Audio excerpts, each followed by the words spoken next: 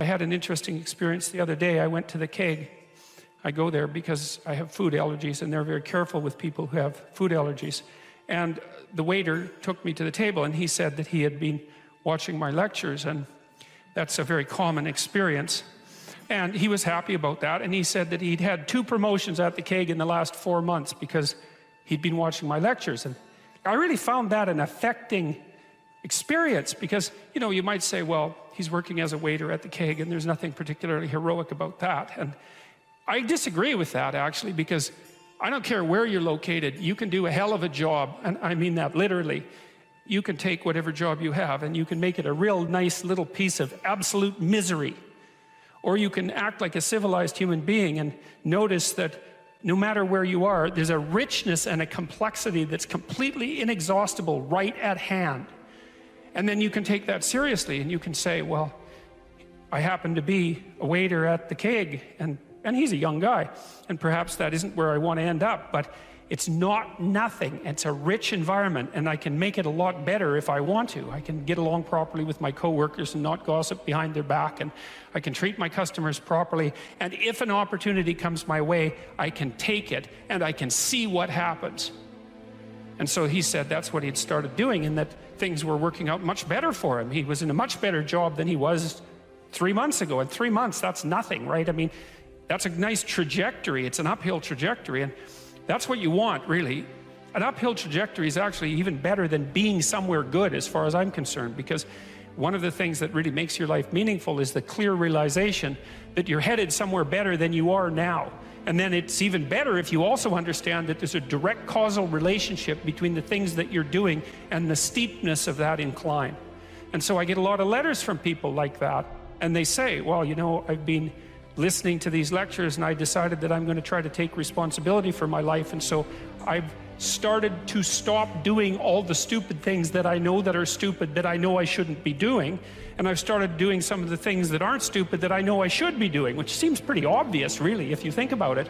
But obvious though it may be, that isn't necessarily what people do. And then they write and say, you can't believe what difference that makes. And they're thrilled about it. And so I'm thrilled about it when I get letters like that, because I really don't experience anything as better than a letter like that or a message like that, because it's so good to see things that aren't so good replaced by something better.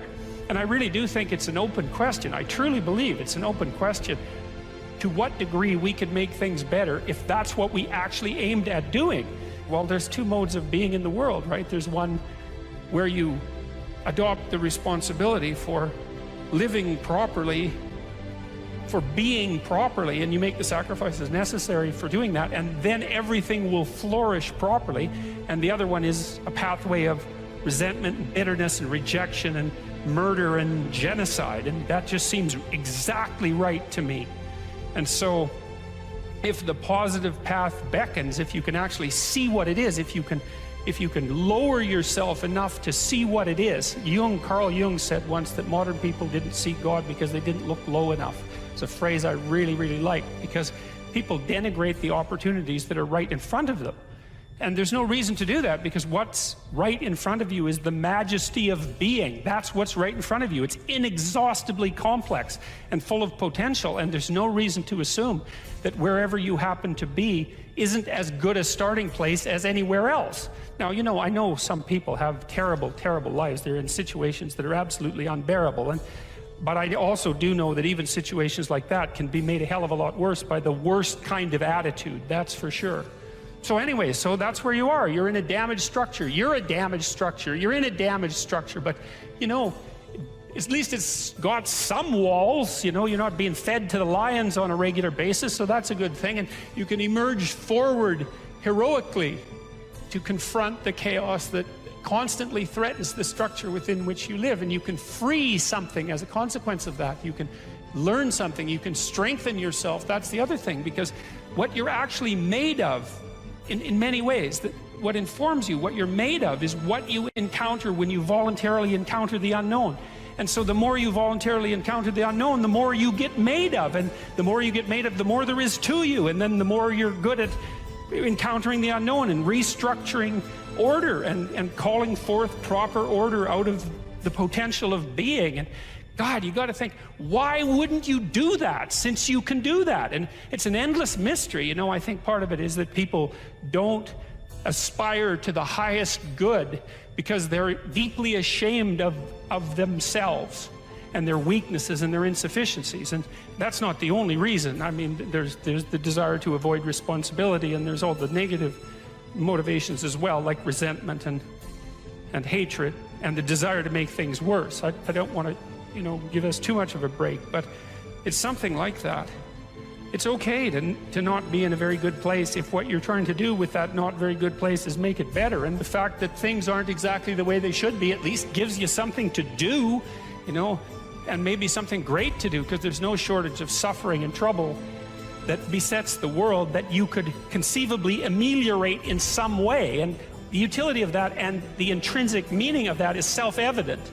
So it also makes me curious about nihilism, for example, and despair, because I mean, I understand those emotions, I understand them deeply, and the intellectual mindset goes along with it, but they just seem beside the point to me in some sense, because there are so many things that need doing that all you really have to do is open your eyes and look at them and then decide that you're actually going to do something about them. And you might think, well, what's within my scope of influence is so trivial that it's not worth doing. It's like, it won't stay trivial for long if you do it. Not at all, and I don't think it's trivial to begin with. I really don't believe that anything done right is trivial. My experience in my life has been that anything I actually did paid off. It didn't pay off necessarily in the way that I expected it to pay off. That's a whole different story. But if it was genuine commitment to do something, even if it went sideways and the outcome was really something other than what I expected, the net consequence over time was nothing but good. So every new frontier that can be conquered is an advance forward, and there's no shortage of frontier because we're surrounded by the unknown, we're surrounded by our own ignorance, and we can continually move into that domain, into the domain of chaos, or we can restructure pathological order, and that's the secret to proper being. And so then you encounter chaos that way, you know, and then you can regard yourself as the sort of entity that, despite its insufficiency, has the capability to conquer chaos, despite the danger of that. That's the other thing, because the fact that you're fragile is actually a precondition for your heroism, because if you weren't fragile, then there'd be nothing heroic about doing something difficult, right? Because if you couldn't be hurt or damaged or defeated or end up in failure, then where's the moral courage in the endeavor? It has to be that the fragility is built into the courage, and so it's not a reason not to engage in it at all. In fact, quite the contrary. And so, well, and so then, you know, what do? Well, you put the city back together, and maybe the way you want it, so that it's functional and efficient and beautiful, and so that people can flourish there, and flourish in a manner that makes them feel that the unbearable catastrophe of being is worth it for the experience. That's what you're aiming at. And it's not an impossibility. It's not an impossibility. And then not only that, not only do you repair the city when you do that, but you make yourself the sort of thing that continually repairs the city. And that's even better. That's the end goal, because it's not the repair of the city that's the goal. It's the transformation of yourself into the thing that continually repairs the city. And so there's just no reason for that not to happen. And the more it can happen, the better. What could you do to improve yourself? Well, let's step one step backwards. The first question might be, why should you even bother improving yourself? And I think the answer to that is something like, so you don't suffer any more stupidly than you have to. Accept responsibility for the catastrophe of your life, and that way you transcend it. And there's an unbelievably hopeful message in there, and the message is, you're actually strong enough to do that, you just don't know it. And you won't find out till you do it. You can't find out till you do it. But if you did it, you'd find out that it was true. Bargain with the future. Wow, that's just, what an idea that is. You know, it's so unlikely. It's a massive risk. It's the ultimate in risks, right? You have to be willing to lose your life in order to find it. What you're willing to forego today's pleasure for tomorrow's advantage. And that's what sacrifice is. And I would say, start where you can start. You know, if something announces itself to you as in need of repair, that you could repair, then, hey, fix it. You fix 100 things like that, your life will be a lot different. I wanted to spend 10 minutes making this room better, what would I have to do? And you have to ask yourself that, right? It's not a command, it's like a genuine question. And things will pop out in the room that there's a stack of papers over there that's kind of bugging you, and you know that maybe a little order there would be a good thing. There's some rubbish behind your computer monitor that you haven't attended to for like 6 months, and the room would be slightly better if it was a little less dusty and the cables weren't all tangled up the same way. And if you allow yourself just to consider the expanse in which you exist at that moment, there'll be all sorts of things that'll pop out in it that you could just fix. So life is brutal, and what you have to set against that is possibility. So I would say if you're 16 and your life isn't so happy, it's like look around and see if there are opportunities that people are granting you, even imperfect opportunities, because they're going to be imperfect, that you could exploit in the proper way and learn and grow. But the fundamental lesson, the more fundamental lesson that's underneath that is don't let what you are stop you from being what you could be. So imagine that there's you and there's the potential inside you, whatever that is. And potential is an interesting idea because it represents something that isn't yet real, yet we act like it's real. And that potential is partly what you could be if you interacted with the world in a manner that would gain you the most information. If you take yourself and you put yourself in a new environment, new genes turn on in your nervous system. They encode for new proteins. And so you're full of biological potential that won't be realized unless you move yourself around in the world into different challenging circumstances, and that'll turn on different circuits. Now, I often tell people too, fix the things you repeat every day, because people tend to think of those as trivial. You get up, you brush your teeth, you have your breakfast, you have your routines that you go through every day. Well, those probably constitute 50% of your life. And people think, well, they're mundane, I don't need to pay attention to them. It's like, no, that's exactly wrong. The things you do every day, those are the most important things you do. Hands down. All you have to do is do the arithmetic. You figure it out right away. So 100 adjustments to your broader domain of being, and there's a lot less rubbish around and a lot fewer traps for you to step into. Once you've got your mind and your emotions together, and once you're acting that out, then you can extend what you're willing to consider yourself and start fixing up the things that are part of your broader extent. While you're experiencing things announce themselves as in need of repair, doesn't mean that it's you right then and there that should repair them. You have to have some humility. You don't walk up to a helicopter that isn't working and just start tinkering away with it. You have to stay within your domain of competence. But most of the time, if people look at their lives, it's a very interesting thing to do. I like the idea of the room because you can do that at the drop of a hat. Go back to where you live and sit down and think, okay, I'm going to make this place better for half an hour. What should I do? And you have to ask, and things will just pop up like mad. And it's partly because your mind is a very strange thing. As soon as you give it an aim, a genuine aim, it'll reconfigure the world in keeping with that aim. That's actually how you see to begin with. And so if you set it a task, especially, you have to be genuine about it, which is why you have to bring your thoughts and emotions together, and then you have to get them in your body so you're acting consistently. You have to be genuine about the aim, but once you aim, the world will reconfigure itself around that aim, which is very strange. And it's technically true. And so I think that you can, in fact, decide to take on the load that's optimally meaningful if you want, and then you get to have your cake and eat it too. You're on the pathway to continual incremental improvement. You only have to burn off a feather at a time instead of having the whole bloody thing burst into flames. It's a constant source of renewal. And there's an idea that to be renewed, you have to drink the water of life. That's an old mythological idea. Chaos is water. Water is chaos. Water is what washes away too much order. And to stay continually refreshed by the water of life is to take on exactly the right amount of chaos to make sure that your garden is properly nourished. And I think meaning is actually the marker of that. You don't choose your interests, they choose you.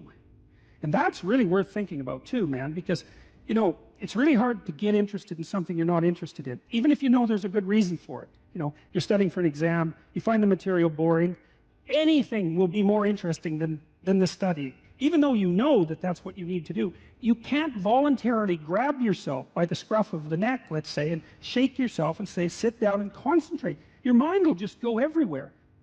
But then if you're interested in something, and even if it's something you shouldn't be interested in, because that happens all the time, then it's like you're a laser focused, man. You can pay attention forever. You can work until you're exhausted. You won't even notice it, and you remember everything. It's like, okay, if you can't control your interest, what does? Your interest was being manipulated behind the scenes by unseen forces that were associated with your characterological development across time. That was the manifestation of the self. So the self is this, the potential you, let's say. And the way it operates in the present is by gripping your interest and directing it somewhere. And that's part of the instinct of self-realization. It's a mind-boggling idea, man. Really. It's, the potential that you are has to manifest itself somehow in the here and now. It has to. And what better way than by directing your attention? You know, it's like, it seems like this might be useful for you. Maybe you get attracted to this person. Maybe you admire this person. That happens with kids a lot. They'll admire someone and then copy them.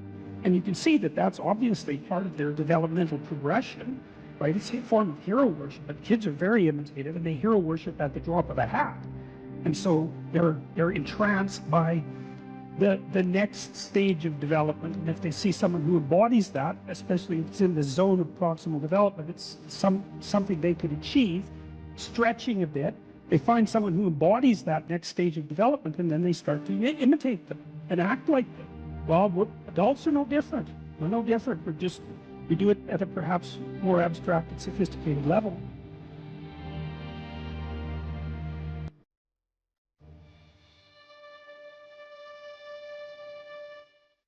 You know, if you don't know what you should do with your life, you don't know who you should be, sometimes you think about that as what career you should pursue. But here's another way of thinking about it. It's kind of a SEAL's ethos that Congressman Crenshaw detailed out. Here's some things you could be. Those are my words. These are his. You will be someone who's never late. You will be someone who takes care of his men, gets to know them, and puts their needs before yours. You will be someone who does not quit in the face of adversity. You will be someone who takes charge and leads when no one else will.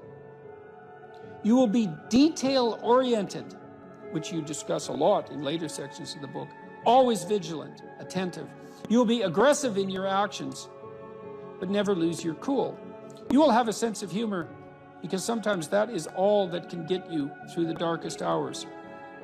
You will work hard and perform, even when no one is watching. You'll be creative and think outside the box, even if it gets you in trouble. You're a rebel, but not a mutineer. You are a jack of all trades and master of none. And then you follow that a little later with this paragraph, these paragraphs.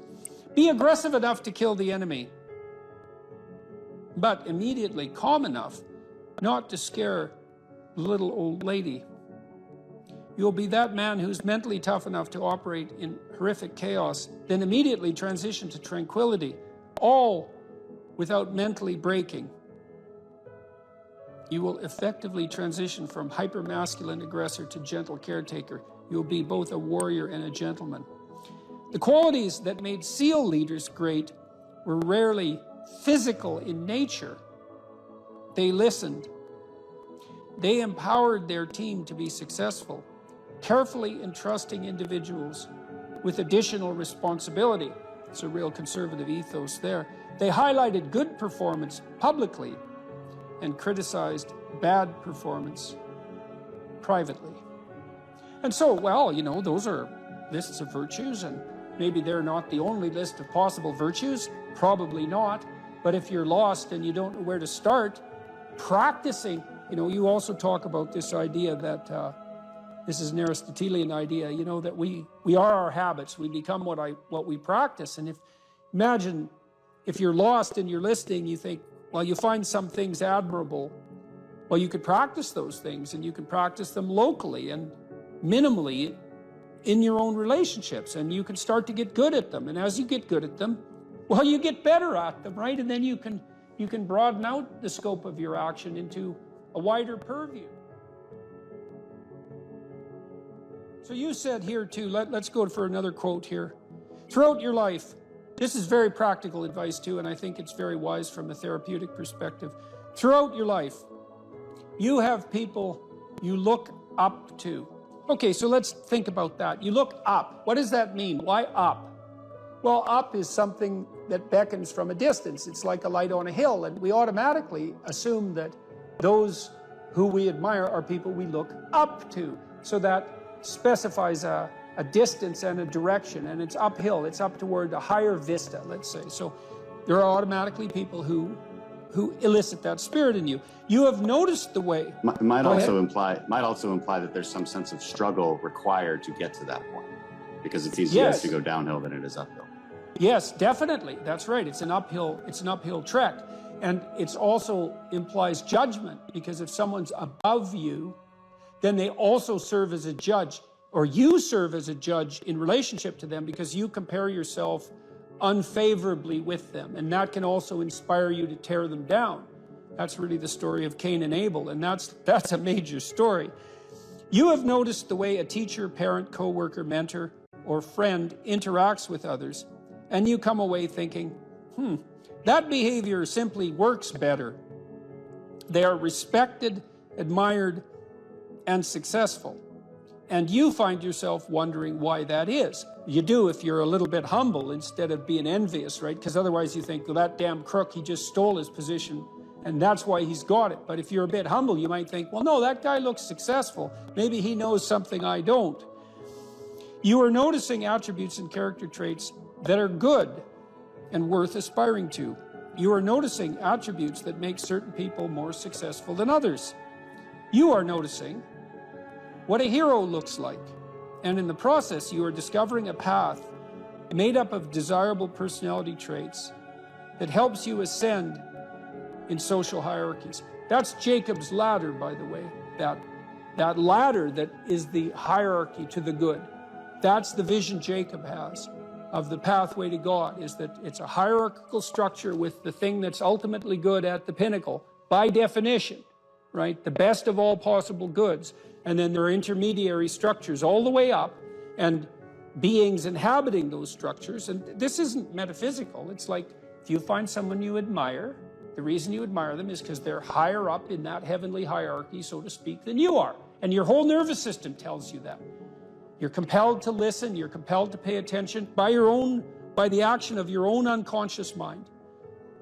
You know, what's interesting about this point of identifying these heroes or at least role models, you can call them either one. I just thought heroes was a more compelling word to use for the sake of writing it.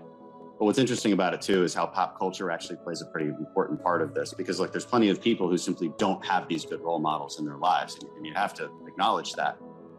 And so where are they supposed to turn? And it's maybe one of the reasons that it's so important to fight these cultural wars that you and I engage in on a fairly regular basis, that they become a serious part of our politics, which at the same time is necessary, but also deeply, deeply unfortunate. I do think the attack on pop culture from this progressive victimhood left has reached a ceiling. I think there's a serious backlash. You look at movies like Top Gun, the recent one, Top Gun, and maybe like the highest grossing of all time. Absolutely phenomenal movie, really fun to watch. Why? Because it just had all of these classical virtues infused within it, about relationships and about how you treat people and what the consequences are for treating people as such. That these things speak to people in a deeper way. They can't necessarily articulate them, but they understand it when they see it. And there's these sort of radical minorities that are very loud that want that changed. You know, they want something else to be on that hill, but people react against it because it's not true. There's no truth to that. And something cries out from inside of them then, and that can be appealed to by a storyteller. I saw the same thing in the Marvel Avengers series, is that there is a return to any wide range of classical virtues, certainly brotherhood, a kind of a military ethos, sacrifice, a striving upward, certainly masculine virtues, the combination of the Hulk and Iron Man, for example, there's a monstrous element to the Hulk, but he's a hero in a strange sense, and he's also the revitalizing force for Iron Man when he just about dies, and that's all. The reason those movies were so necessary and so attractive is because they are, in fact, addressing a radical conceptual void in the culture, and it's a void that you're addressing in your book, especially with your appeal, trifold appeal, let's say, to duty, responsibility, and humor at the same time, right? Which is a kind of stoicism in the face of catastrophe.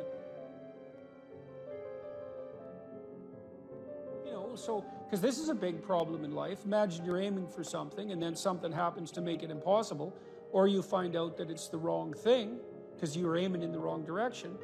Well, so then what do you have to rely on to set you right? It's not your aim, obviously, but it might be your capacity to take new aim, and that's bloody well dependent on your character.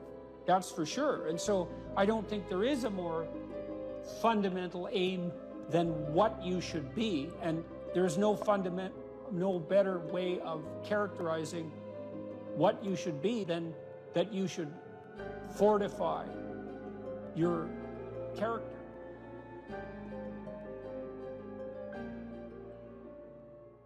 But the young men really need to hear this more, I think, is that you should be a monster. Because everyone says, well, you should be harmless, virtuous. You shouldn't do anyone any harm. You should sheath your competitive instinct. You shouldn't try to win. You don't want to be too aggressive. You don't want to be too assertive. You want to take a back seat and all of that. It's like, no, wrong. You should be a monster, an absolute monster, and then you should learn how to control it. If you're harmless, you're not virtuous. You're just harmless. You're like a rabbit. A rabbit isn't virtuous. It just can't do anything except get eaten. It's not virtuous. If you're a monster and you don't act monstrously, then you're virtuous. But you also have to be a monster. Well, you see this all the time. Harry Potter's like that too. It's like he's flawed, he's hurt, he's got evil in him. He can talk to snakes, man. He breaks rules all the time. All the time. He's not obedient at all. But, he has a good reason for breaking the rules. And if he couldn't break the rules, him and his little clique of rule-breaking, troublemakers, if they didn't break the rules, they wouldn't attain the highest goal. So it's very peculiar, but it's a very, very, very, very common mythological notion. The hero has to be a monster, but a controlled monster. Batman is like that, it's everywhere. It's the story you always hear. Someone who is incapable of cruelty is a higher moral being than someone who is capable of cruelty. And I would say, and this follows Jung as well, that that's incorrect, and it's dangerously incorrect, because if you are not capable of cruelty, you are absolutely a victim to anyone who is. And so part of the reason that people go watch anti-heroes and villains is because there's a part of them crying out for the incorporation of the monster within them, which is what gives them strength of character and self-respect, because it's impossible to respect yourself until you grow teeth. And if you grow teeth, then you realize that you're somewhat dangerous, or maybe somewhat seriously dangerous, and then you might be more willing to demand that you treat yourself with respect and other people do the same thing. And so that doesn't mean that being cruel is better than not being cruel. What it means is that being able to be cruel and then not being cruel is better than not being able to be cruel. Because in the first case, you're nothing but weak and naive. And in the second case, you're dangerous, but you have it under control. And a lot of martial arts concentrate on exactly that as part of their philosophy of training. It's like, we're not training you to fight. We're training you to be peaceful and awake and avoid fights. But if you happen to have to get in one, and I guess the philosophy also is that if you're competent at fighting, that actually decreases the probability that you're going to have to fight, because when someone pushes you, you'll be able to respond with confidence, and with any luck, and this is certainly the case with bullies, with any luck, a reasonable show of confidence, which is very much equivalent to a show of dominance, is going to be enough to make the bully back off. And so the strength that you develop in your monstrousness is actually the best guarantee of peace. And that's partly why Jung believed that it was necessary for people to integrate their shadow. And he said that was a terrible thing for people to attempt, because the human shadow, which is all those things about yourself that you don't want to realize, reaches all the way to hell. And what he meant by that was, it's through an analysis of your own shadow that you can come to understand why other people are capable, and you as well, of the sorts of terrible atrocities that characterized, let's say, the 20th century. And without that understanding, there's no possibility of bringing it under control. When you study Nazi Germany, for example, or you study the Soviet Union, particularly under Stalin, and you're asking yourself, well, what are these perpetrators like? Forget about the victims, let's talk about the perpetrators. The answer is, they're just like you. And if you don't know that, that just means that you don't know anything about people, including yourself. And then it also means that you have to discover why they're just like you. And believe me, that's no picnic. So that's enough to traumatize people, and that's partly why they don't do it. And it's also partly why the path to enlightenment and wisdom is seldom trod upon, because if it was all a matter of following your bliss and doing what made you happy, then everyone in the world would be a paragon of wisdom. But it's not that at all. It's a matter of facing the thing you least want to face. If you're going to be a fighter, you have to want to win. And you have to want to hurt people. I mean, not for the sake of hurting them. That's what makes you different than an evil person. But you have to have that capacity. You have to develop that. And, you know, that's the step on the way to enlightenment, weirdly enough, because that isn't what people think. People have been fed this diet of pablum, rights and impulsive freedom, for so long. There's just an absolute starvation for the other side of the story. There are no rights, technically speaking, without responsibilities. And all we've had for 60 years is a dialogue about rights. Well, that leaves a hole on the other side of the story. And it's a hole that's in people's hearts, essentially. Because responsibility, well, perhaps that's not more important than rights. Like I said, they're part and parcel of the same formula. But it's in responsibility that most people find the meaning that sustains them through life. It's not in happiness. It's not in impulsive pleasure. Those things blow away at the first ill wind. But to adopt the responsibility for your own well-being, and to try to put your family together, and to try to serve your community, and to try to seek for eternal truths and to live them, that's the sort of thing that can ground you in your life enough so that you can withstand the difficulty of life. And when you tell people that, especially when you include yourself in the audience, let's say, and you're not finger waving from above, then everyone knows that it's true. There's been this attempt to identify masculine competence and power, let's say, but mostly competence with tyranny, and that's very, very hard on young men. It's also hard on young women, for that matter, but it's very helpful for people to hear that they should make themselves competent and dangerous and take their proper place in the world, because it's the alternative to being weak. And weak is not good. The people who shoot up the high schools, they're weak. They're weak. And life is a very difficult process, and you're not prepared for it unless you have the capacity to be dangerous. That doesn't mean that you should be cruel. It doesn't mean any of that. There's a statement in the New Testament, the meek shall inherit the earth. But the meek isn't well translated. It means something more like, those who have swords and know how to use them but keep them sheathed will inherit the world.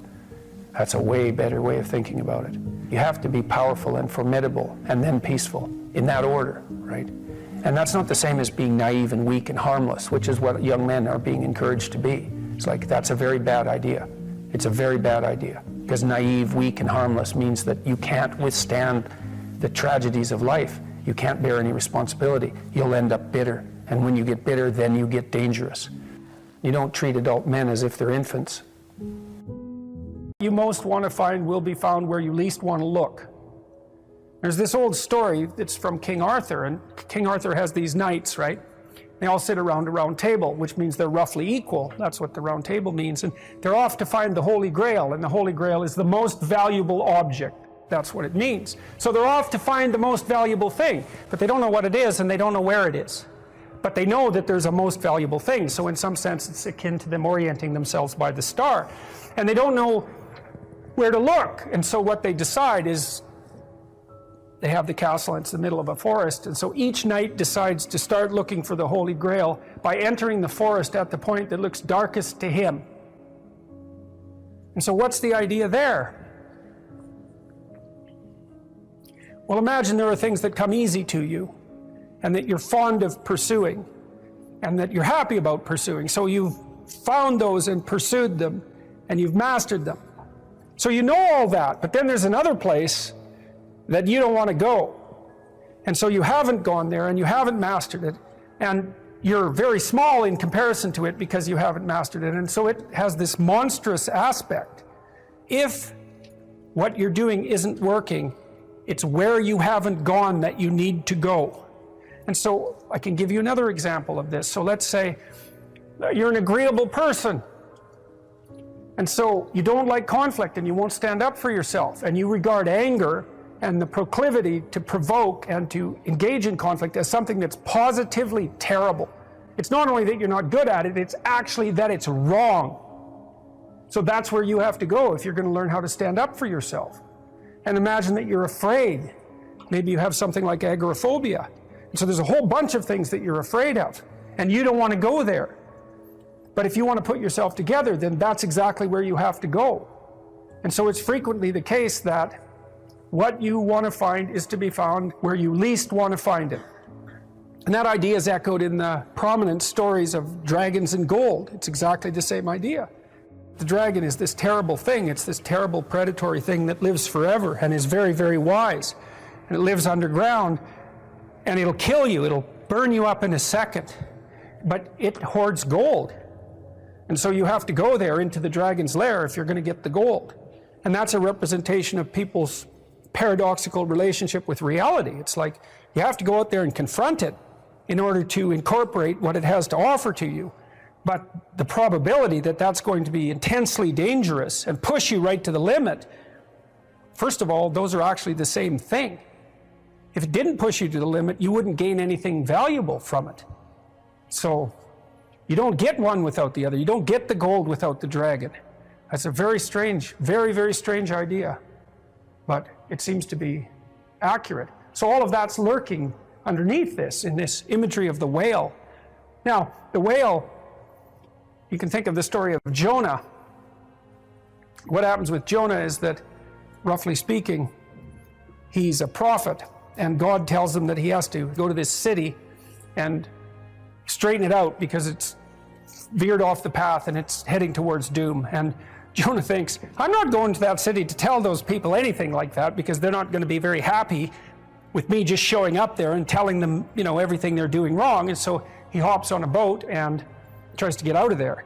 And then God conjures up this huge storm and the boat is about to be swamped. And Jonah admits that it's actually his fault because God's upset with him because he got this direct command to go straighten out the city and he ran off. And so they're not happy about this, but they throw Jonah overboard and the sea's calm and great fish comes up, a whale, and swallows him. And then he's down in the fish for 3 days and it throws him up on the dry land. And then he's learned his lesson by that time and he goes off to pursue his proper destiny. So that's echoed in this story as well, that if you don't follow the pathway that you're supposed to follow, the seas will become stormy for you and something will come up and pull you down and you'll be in a terrible place for some length of time till you learn your lesson. And if you're lucky, you'll get spit back up on shore and then you can go do what you should do. Well, that's not a lesson that anybody needs to have interpreted. I think everybody understands that. Part of spiritual development is to recognize the satanic tendencies that characterize you and to fully wrestle with them and to integrate them. That's the thing. It's not so much to cast them away, it's to transmute them. And you can see the difference between people who've done that and people who haven't, at least to some degree, because people who haven't integrated the shadow at all are naive. And you can tell that when you look at them, and you can tell that when you talk to them. And because they're naive, they're often resentful as well because they get taken advantage of.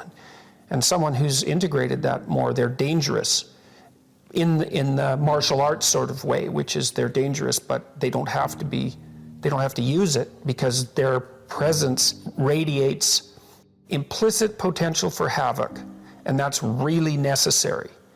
It's one of the things that gives people self-respect. Most creative people fail at producing their creative product and monetizing it, right? So your default position, if you're a creative person, is you're going to fail. And that's because it's hard to come up with something new, and it's hard to present it to the market at the right time, and it's hard to market it. Like, those things are really, really difficult. And so what successful entrepreneurs do is they just keep doing it over and over and over and over and over and over and over. And eventually, if they're fortunate, one of their ideas happens to hit the right place at the right time. And so that's also Darwinian in some sense. You know, you're creating all these little enterprises that are sort of alive. They're run by people, after all. And even if your idea is good, that doesn't mean it will be successful. There's so many things that have to be taken into account. So this is partly why persistence, and that's part of conscientiousness, is so useful. It's like, you know, what do they say? If at first you fail, then try again. And that would probably mean try something different rather than the same thing. But persistence is helpful because it enables you to run many, many experiments. And you need to know that the baseline is failure. You know, it's important, because otherwise you'll blame that on yourself. You know, and some of that's useful because there's probably some things that you could improve about yourself. But it's very difficult to go from 0 to 1, you know. If you're starting out as a salesperson, for example, the hardest sale is the first customer. And then, you know, they get easier with each additional customer. You got to know that there are differences in intelligence. It's really important. If you go into a job and you're not smart enough for that job, you're going to have one bloody miserable time. And you're going to make life wretched for the people around you because you won't be able to handle the position. But what you really want to do, as far as I can tell, if you want to maximize your chances for both success and let's say well-being, is you want to find a strata of occupation in which you would have an intelligence that would put you in the upper quartile. That's perfect. Then you're a big fish in a small pond.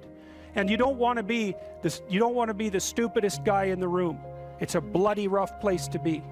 So, and you probably don't want to be the smartest guy in the room either, because what that probably means is you should be in a different room.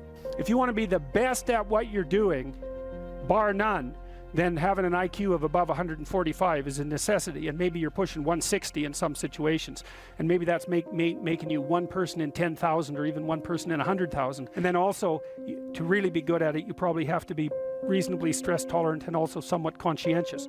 There's nothing you can possibly do to become more deadly than to improve your facility with language. And the way you do that is by reading, especially great things, and by writing, and by thinking, and by speaking, for that matter. But how could that not be viewed as absolutely central to what education is about? You want to be inarticulate and stumble over everything that you try to think and communicate? Yeah. How are you going to get anywhere? You don't even know who you are under those circumstances. You're this massive feeling that's expressing itself, you know, maybe in violence because you can't find the words, and you stumble around and bump into things, and you're clunky and dull, and you're not witty, you don't sparkle. It's from the uphill climb that we derive our value, and I mean this technically. So almost all the positive emotion we feel, especially the emotion that fills us with enthusiasm, and that's experienced in relationship to a goal. And so in some sense, you want a goal that you can never attain. So you can always move closer to the goal that recedes as you move towards it. You think, well, that's frustrating. It's like Sisyphus pushing the rock uphill. But it's not, because as you pursue that goal, you put yourself together and your life does get better and richer and more abundant. And that's why the highest levels of virtue and goal are in some sense transcendent. You want them to be above everything you're doing so you can continually move towards something that's more sublime and better. That's what you are. You're here to live, not to sleep. And the problem with the vision of Mai Tais on the beach is that, well, first of all, that's a vision of drug-induced unconsciousness. Second, it's only going to work for about a week. Third, you're going to be a laughingstock in a month and depressed and aimless and goalless. You want a horizon of ever expanding possibility. And so it does happen to people because they've staked their soul on the attainment of an instrumental goal. And it can be a pretty high order goal, but then you think, now I'm there, now what? Well, the answer can't be, well, I'm going to live in the lap of luxury and never have to leave the faith. What do you want to be, a giant infant with a gold bottle? You never have to do anything but lay in your back and suck. It's like, you see the problem with that as a conceptualization. It's no, you want to be like an active warrior moving uphill with your sword in hand. And that's dynamic, that's exciting. One of the rules, I think it's rule 4, is compare yourself to who you were yesterday and not to who someone else is today. And see, that's a game you can win. The possibility that you can make yourself slightly better on a continual basis is, I think that's something that's accessible to everyone. I think that's equivalent to leading a virtuous life. And there is something to be said for virtue and truth, you know, and that is one thing. Another thing that I've noticed about people who've been phenomenally successful is that they really do everything they can to live a truthful life. And you can get a bloody long ways by being honest. Lay a disciplinary structure on yourself. Get the chaos in check. And then you can move towards a state that's freer. It's discipline first. Like, look, if you're going to become a concert pianist, there's going to be several thousand hours of extraordinarily disciplined practice. That's the imposition of order on your potential, let's say. But what comes out of that is a much grander freedom. And so in virtually every freedom that you have in life that's true freedom is purchased at the price of discipline. But it's not some casual self-help doctrine. It's that if you don't organize yourself properly, you'll pay for it, and in a big way, and so will the people around you. And I would say, start where you can start. You know, if something announces itself to you as in need of repair, that you could repair, then hey, fix it. You fix 100 things like that, your life will be a lot different. Now, I often tell people too, fix the things you repeat every day, because people tend to think of those as trivial. You get up, you brush your teeth, you have your breakfast, you know, you have your routines that you go through every day. Well, those probably constitute 50% of your life. And people think, well, they're mundane, I don't need to pay attention to them. It's like, no, that's exactly wrong. The things you do every day, those are the most important things you do, hands down.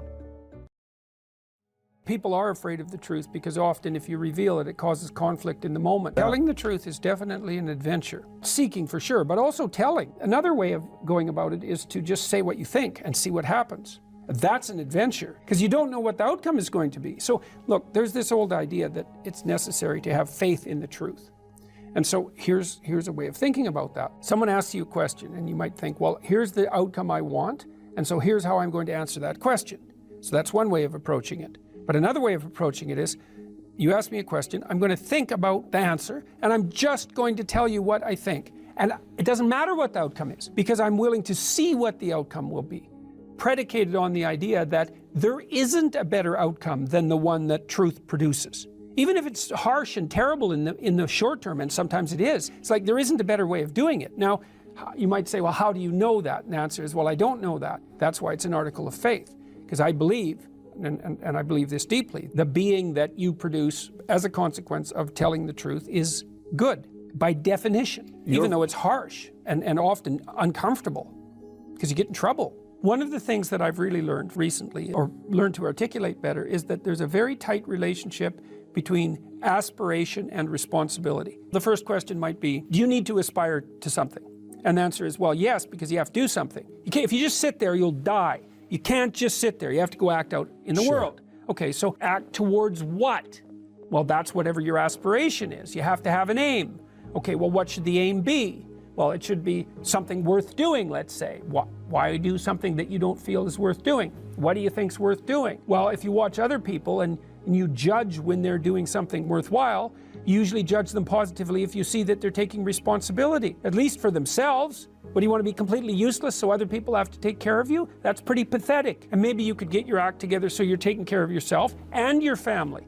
And maybe you could even do better than that and take care of yourself and your family and your community. Well, good for you. That's responsibility, and that's an aim. Well, here's one of the things that's cool about that, is that your life doesn't have meaning without aspiration or an aim. Okay, so you need a hierarchy of values. There's got to be something at the top. It's got to be something important. If you don't have that, your life doesn't have any meaning. So if you criticize the hierarchy, or even the idea of hierarchy, you destroy the idea of aspiration. And then people have nothing. Well, that's not helpful. People are built for a struggle and they're built for a weight, and you want to take on a heavy burden voluntarily. See if you can put yourself together. See what you can do out in the world while you're waiting to die. It's an all-in game. It better be worthwhile. Well, so you're moving from point A to point B in your little circumscribed world. You've made everything invisible. And as long as that works, then your theory's good enough. It's accurate enough. It's true enough. You're in your little paradise. But if something comes up and objects, well, that's where your character is tested fundamentally. That's the character test. It's like, what do you do with messages of error? And that's a tricky issue. Okay, so here's a solution to that. Here's what not to do. I am a bad person. I got to see myself. I'm a bad person. I might as well just go jump off the bridge. It's like, no, that's not good, because what that means is that every time you try to learn something, you're going to make a mistake, because what do you know? So you're going to make mistakes. And if the rule is every time you make a mistake, you're going to go jump off the bridge, then that's not a useful problem-solving strategy. And so when you make a mistake, you don't get to beat yourself to death with a club. It's a bad strategy, and you'll have your internal tyrant in there who's perfectly happy about doing that. That's the, overactive superego that Freud talked about. Maybe it came to you via a parent who was too authoritarian, or a grandparent, or maybe it's just you because you're disagreeable and neurotic, and so you'll take or hyper-conscientious. You'll take yourself apart.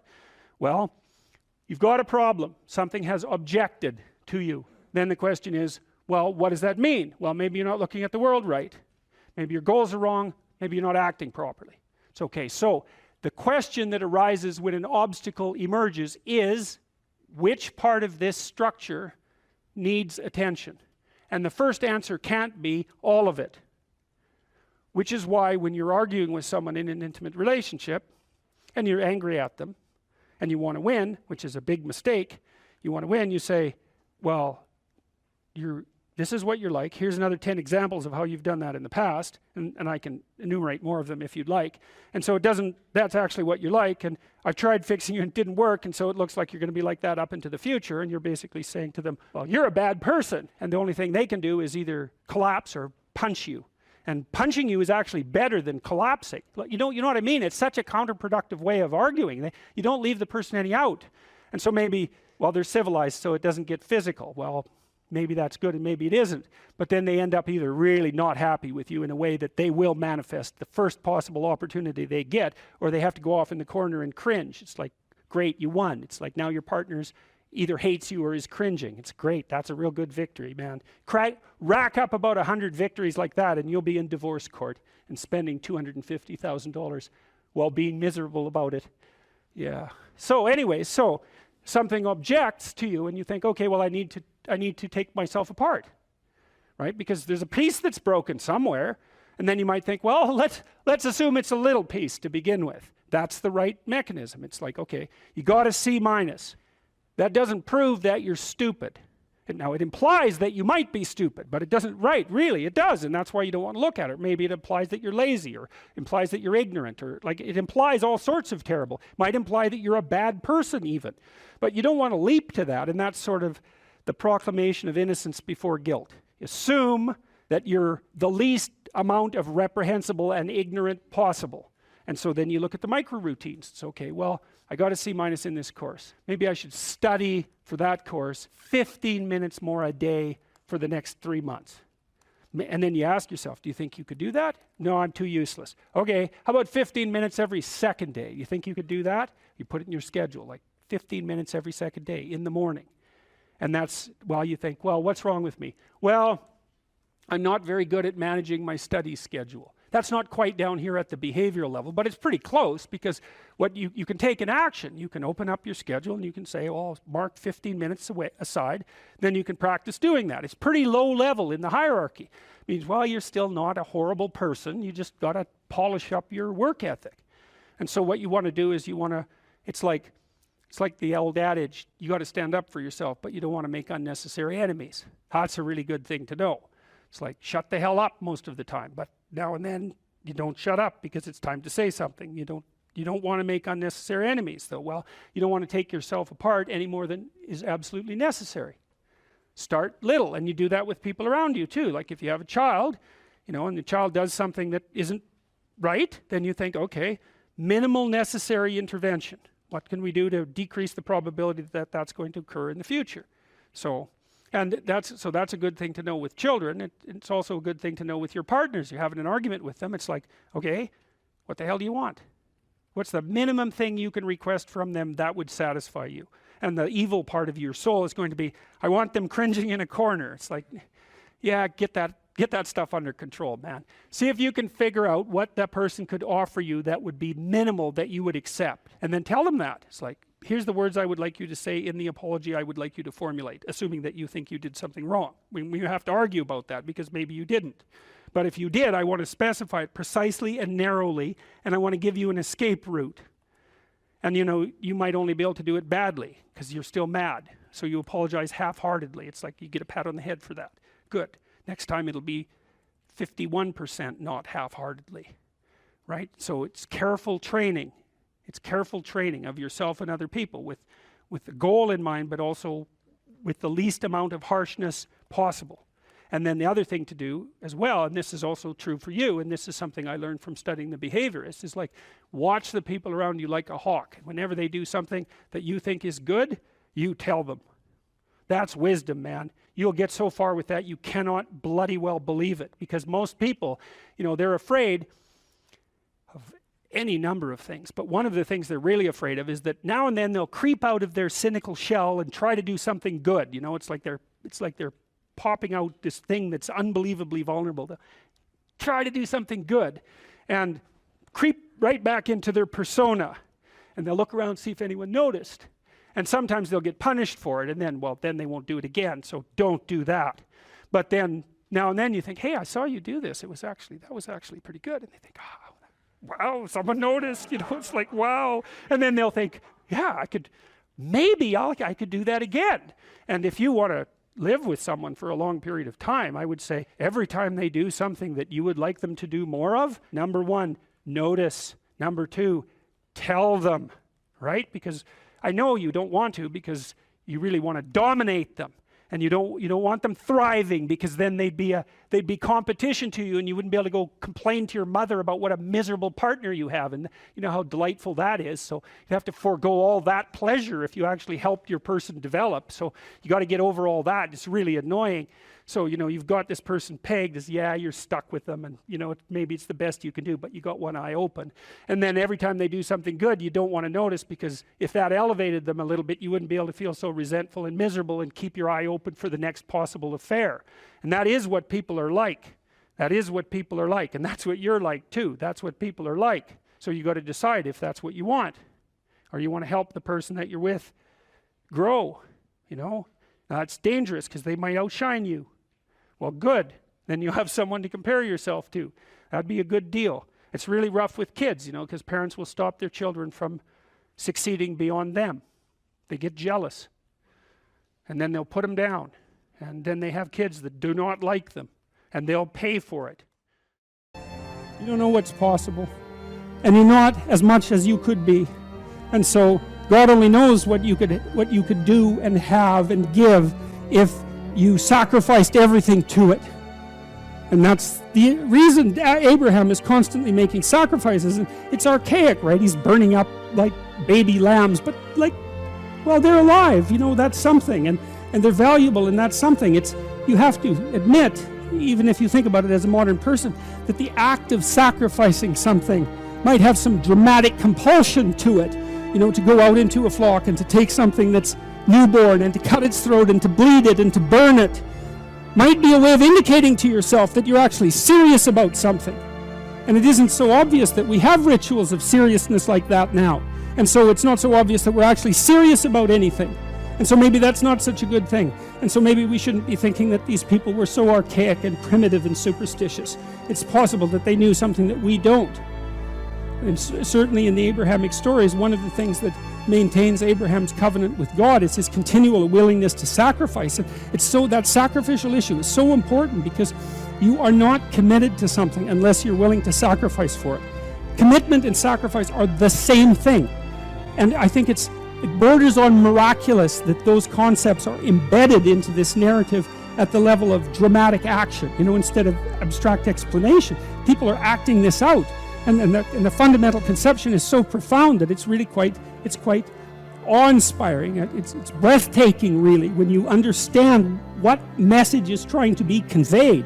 You have to make sacrifices, and what do you have to sacrifice? You have to sacrifice that which is most valuable to you currently that's stopping you.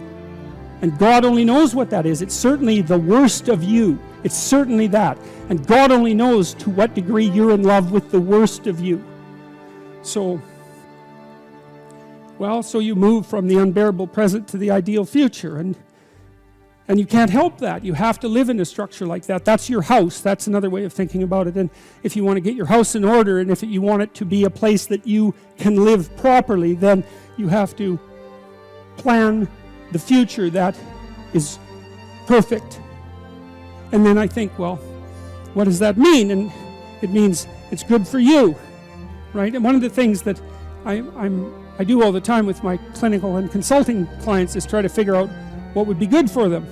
But we do more than that. We try to think, okay, well, how can we set this up so it's really good for you, and that all the side consequences of that are things that are good for other people. And so, because people are often also timid about trying to get something that's good for themselves because they feel that it's selfish or that they don't deserve it. So we set it up so that, well, look, we're going to set it up so that it's plainly obvious that this will not harm the structure of the universe. For you to have what you need and to do it in a way that's of benefit to other people. There's no downside to that. And so it's okay. It's okay if you reach out and take that. And one of the things that's interesting about the biblical stories, the Abrahamic stories as well, is that God doesn't really seem to be opposed to the success of the people that he's chosen.